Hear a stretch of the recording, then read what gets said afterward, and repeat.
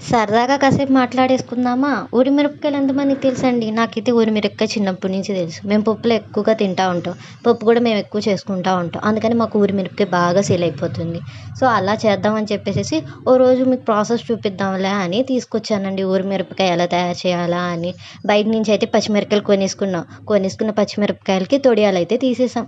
తీసేసిన పచ్చిమిరపకాయలన్నీ కూడా నీళ్ళలో ఏసేసి బాగా కడిగేసేసాము. అండ్ పచ్చిమిరపకాయల్లో మనకి రౌండ్‌గా ఉండేవి డిఫరెంట్ డిఫరెంట్ షేప్స్‌లో ఉండేవి కదండీ పచ్చిమిరపకాయలు. అవన్నీ తీసేసేయండి. అవన్నీ యూజ్ చేసుకోవడానికి పనికిరావు వీటికి. సో, వాటినన్నిటిని తీసేసి చక్కగా స్ట్రెయిట్‌గా ఉన్న పచ్చిమిరపకాయలు మాత్రం ఏరేసేసి చక్కగా వాటిని కడిగేసేసాము. కడిగేసేసి ఒక జల్లెడ దాంట్లో వేసి బాగా జల్లిచ్చేసేస్తే వాటర్ అంతా కింద పడిపోయినాయి. దాన్ని తీసుకెళ్ళి ఒక క్లాత్ మీద ఏసేసామనుకోండి చక్కగా ఆరిపోతాయి. మరీ నీళ్ళు ఉండకూడదు, మరీ నీళ్ళు ఎక్కువ ఉండాలని ఏం లేదు. పర్వాలా ఎలా ఉన్నా ఏసేసేయొచ్చు.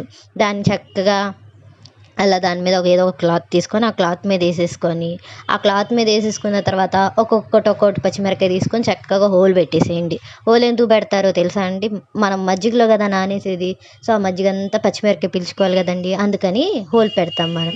అలా హోల్ పెట్టిన పచ్చిమిరపకాయలన్నిటిని మజ్జిగలో ఏసేసి నానబెట్టేస్తాము. నానబెట్టిన సెకండే ఇలా అవుతాయండి పచ్చిమిరపకాయలు. అలా నానబెట్టుకొని ఎండబెట్టుకుంటాం.